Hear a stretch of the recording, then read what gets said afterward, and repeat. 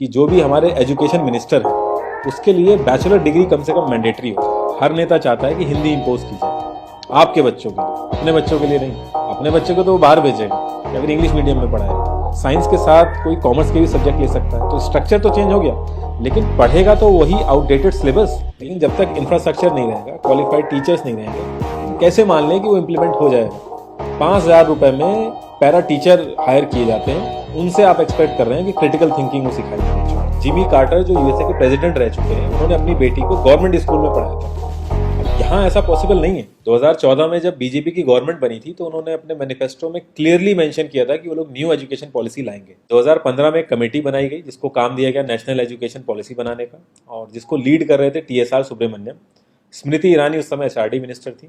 तो जो भी सजेशन और जो भी पॉलिसी इस कमेटी ने बनाई, गवर्नमेंट ने उस समय पे एक्सेप्ट करी नहीं। फिर 2016 में दोबारा से एक कमेटी बनाई गई जिसको लीड कर रहे थे के कस्तूरी रंगन, जो कि फॉर्मर इसरो चीफ भी हैं। और इस कमेटी ने 31 मई 2019 को एक ड्राफ्ट प्रपोज किया, जिसको एचआरडी मिनिस्ट्री के हिसाब से 1.5 लाख से ज़्यादा सजेशन लेने के बाद गवर्नमेंट ऑफ इंडिया ने एक्सेप्ट कर लिया। एचआरडी मिनिस्ट्री की वेबसाइट पे आप अगर अभी जाओगे तो उस पर फुल ड्राफ्ट अपलोड ही नहीं है। उस पर एक डॉक्यूमेंट अपलोड है 66 पेजेस का, जो कि समरी बता रहा है नेशनल एजुकेशन पॉलिसी की। अभी जो हमारा एजुकेशन सिस्टम है वो 10+2 का है, मतलब क्लास 1 से क्लास 10 तक हमें कॉमन और एसेंशियल सब्जेक्ट पढ़ाए जाएंगे, और लास्ट के 2 ईयर हम स्पेसिफिक स्ट्रीम डिसाइड करेंगे। कुछ स्टेट जहाँ पे आंगनवाड़ी चलती है, अगर उनको छोड़ दिया जाए तो गवर्नमेंट स्कूलिंग क्लास 1 से स्टार्ट होती है। अगर आप कॉन्वेंट स्कूल या इंग्लिश मीडियम से पढ़े हैं तो क्लास 1 से पहले आपने नर्सरी, यूकेजी, एलकेजी ये भी पढ़ा होगा। अब जो हमारा नया एजुकेशन सिस्टम आया है वो 5+3+3+4 यानी टोटल 15 ईयर, और पहले जो हमारा एजुकेशन सिस्टम था वो 10+2 था, वो 12 ईयर। तो ये जो एक्स्ट्रा 3 ईयर हैं, ये जो गवर्नमेंट स्कूल में फर्स्ट क्लास से स्टार्ट होता था, फर्स्ट क्लास से पहले प्री स्कूलिंग और आंगनवाड़ी वो भी ऐड कर दिया उसमें, जो ऑलरेडी कुछ स्टेट्स में चल रहा था। जो हमारा फंडामेंटल राइट है, राइट टू एजुकेशन, वो कहता है कि 6 साल से 14 साल की उम्र तक हर किसी को फ्री और कंपलसरी एजुकेशन मिलनी चाहिए। ये जो नया सिस्टम है ये इसको चेंज करके 3 to 18 ईयर कर देगा। ऐसा कहीं ड्राफ्ट में मेंशन नहीं है, लेकिन जो स्ट्रक्चर इन्होंने बनाया है उस हिसाब से ऐसा लग रहा है कि 3 to 18 ईयर हो जाएगा। तो जो माँ बाप 6 साल की उम्र से बच्चों को स्कूल भेजते थे वो अब 3 साल की उम्र से भेजेंगे। तो पहली स्टेज होगी फाउंडेशन स्टेज, जिसमें फर्स्ट 3 ईयर आंगनवाड़ी और प्री स्कूल होगा। उसके बाद क्लास 1 और 2 होगा। ये टोटल 5 साल का होगा, और इसमें खेलकूद और डिफरेंट अप्रोच के साथ बच्चों के फंडामेंटल्स स्ट्रॉन्ग करे जाएंगे, और बच्चों को लोकल लैंग्वेज में सिखाया जाएगा, और ट्राई करा जाएगा कि 8th क्लास तक लोकल लैंग्वेज से ही सिखाया जाए बच्चों को। फिर सेकेंड स्टेज है प्रिपरेटरी स्टेज, ये 3 साल की होगी, क्लास 3 से क्लास 5 तक, जिसमें साइंस, मैथ, आर्ट, ह्यूमैनिटी जैसे सब्जेक्ट्स इंट्रोड्यूस कराए जाएंगे। फिर थर्ड स्टेज होगी मिडिल स्टेज, ये भी 3 साल की होगी, क्लास 6 से क्लास 8 तक। इसमें एक डिफाइंड सिलेबस के हिसाब से बच्चों को पढ़ाया जाएगा। फिर जो फोर्थ स्टेज होगी वो सेकेंडरी स्टेज होगी, क्लास 9 से क्लास 12 तक।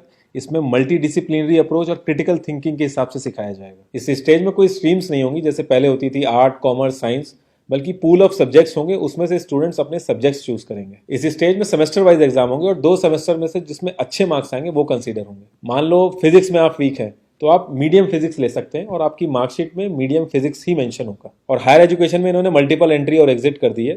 फर्स्ट ईयर में आपको सर्टिफिकेट मिलेगा, सेकंड ईयर में आपको एडवांस डिप्लोमा मिलेगा, थर्ड ईयर में आपको बैचलर्स डिग्री मिलेगी, फोर्थ ईयर में आपको बैचलर्स डिग्री विद रिसर्च मिलेगी। एकेडमिक बैंक ऑफ क्रेडिट रहेगा, जिसमें आप जैसे जैसे सब्जेक्ट पास करेंगे आपको पॉइंट्स मिलेंगे। मान लो बैचलर्स के लिए आपको 100 पॉइंट्स चाहिए, तो आप जैसे जैसे पास करेंगे वैसे वैसे पॉइंट्स ऐड होते रहेंगे। किसी रीजन से अगर आपको छोड़ना पड़ गया तो आप बाद में आके जो पॉइंट आपने अर्न किए उसके आगे से कंटिन्यू कर सकते हैं। जितने भी प्रोफेशनल कोर्सेज हैं वो इससे अलग रहेंगे, और एमफिल को इसमें से हटा दिया गया है।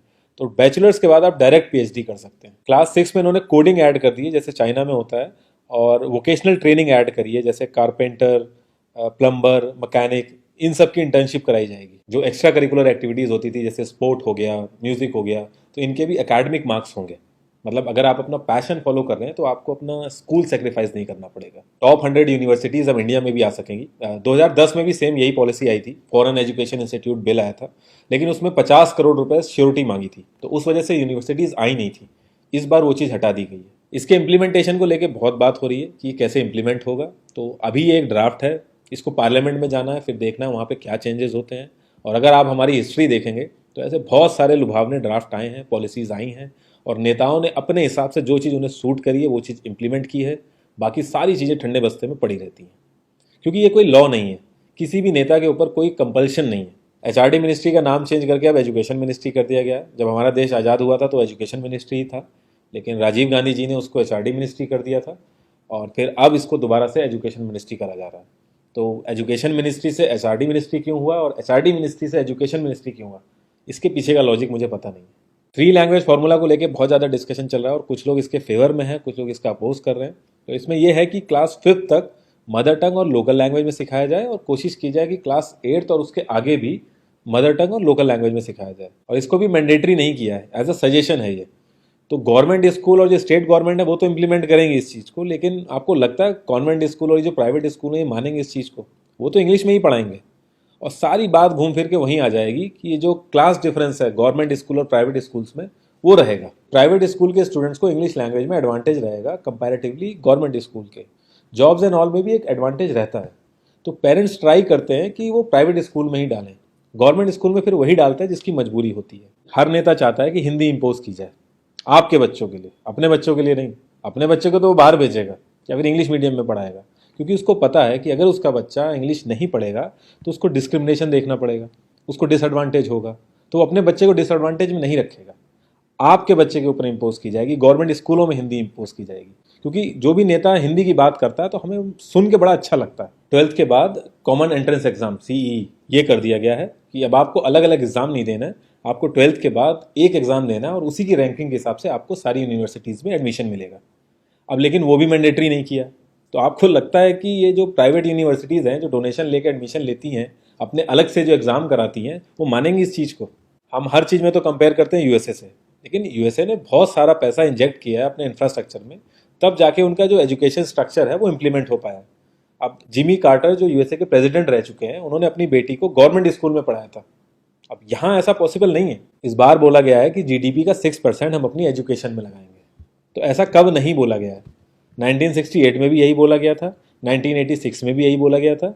जितनी बार भी पॉलिसीज़ और ड्राफ्ट आई हैं एजुकेशन पे, हर बार बोला गया है कि हम 6% अपनी GDP का एजुकेशन में लगाएंगे। और जब से हमारा देश आज़ाद हुआ है, एक बार भी ऐसा नहीं हुआ कि 6% हमने अपनी GDP का लगाया हो। भूटान और नेपाल जो है वो भी 6.6% कॉन्टिन्यूस लगा रहे हैं अपनी GDP का एजुकेशन में। आउट ऑफ 197 कंट्रीज में से 143 नंबर पे हैं हम एजुकेशन में पैसा खर्च करने में। लास्ट 5 ईयर का अगर देखा जाए तो हम लोग 3 से 3.5% ही अपनी GDP का लगा रहे हैं, और 2017-2018 में तो हमने 2.7% लगाया था। आप कितना ही क्यों ना कह लो कि हम इम्प्लीमेंट करा देंगे, लेकिन जब तक इंफ्रास्ट्रक्चर नहीं रहेगा, क्वालिफाइड टीचर्स नहीं रहेंगे, हम कैसे मान लें कि वो इम्प्लीमेंट हो जाएगा? 5,000 रुपये में पैरा टीचर हायर किए जाते हैं, उनको ये नहीं पता होता है कि नेक्स्ट मंथ उनकी जॉब रहेगी कि नहीं रहेगी। उनसे आप एक्सपेक्ट कर रहे हैं कि क्रिटिकल थिंकिंग वो सिखाएंगे बच्चों को। Election duties, survey census, polio campaign, family planning campaign, education छोड़ के ये सारी चीज़ें कराई जाती हैं टीचरों से। अब मिड डे मील के साथ ब्रेकफास्ट भी इंक्लूड कर दिया है। लेकिन आप अगर अभी सर्च मार के देखोगे मिड डे मील फ्रॉड, तो आपको समझ में आएगा किस लेवल पे इंप्लीमेंट हुआ है वो। आंगनवाड़ी को लेके भी बहुत लोग एक्साइटेड हैं कि आंगनवाड़ी ऐड हो गया, लेकिन कुछ स्टेट्स में ऑलरेडी आंगनवाड़ी है। तो आप हालत देखिए आंगनवाड़ी की, या फिर गूगल पे भी सर्च करके आप इमेजेस देख सकते हैं कि किस लेवल पे वो इम्प्लीमेंट हुआ है। इंडिया की जो टॉप 3 साइंस अकेडमीज हैं, national academy of science, Indian academy of science, Indian national science academy, इन तीनों ने कहा है इस ड्राफ्ट में 3 चीज़ें बहुत ही जो इंपॉर्टेंट हैं उनको इग्नोर किया गया है। पहला, आउटडेटेड सिलेबस, पुअर इंफ्रास्ट्रक्चर और पुअरली ट्रेंड टीचर। आपने स्ट्रक्चर तो चेंज किया है जो कि बहुत ही अच्छी चीज़ है, लेकिन उस स्ट्रक्चर में साइंस के साथ कोई कॉमर्स के भी सब्जेक्ट ले सकता है। तो स्ट्रक्चर तो चेंज हो गया, लेकिन पढ़ेगा तो वही आउटडेटेड सिलेबस। ये जो न्यू एजुकेशन पॉलिसी है इससे काफ़ी चीज़ें अच्छी होंगी, लेकिन जो सारे लोग एक्साइटेड हैं कि इससे सारी दिक्कतें खत्म हो गई एजुकेशन की, तो वो थोड़ा सा गलत है। ये एक छोटा सा पार्ट है, अभी बहुत सारी चीज़ें बाकी हैं और हमें अभी थोड़ा सा इम्प्लीमेंटेशन का और वेट करना है। एक चीज़ अगर और इम्प्लीमेंट हो जाती तो मेरे ख्याल से सबको बहुत अच्छा लगता कि जो भी हमारे एजुकेशन मिनिस्टर हैं उसके लिए बैचलर डिग्री कम से कम मैंडेटरी हो जाए और वो फर्जी ना हो।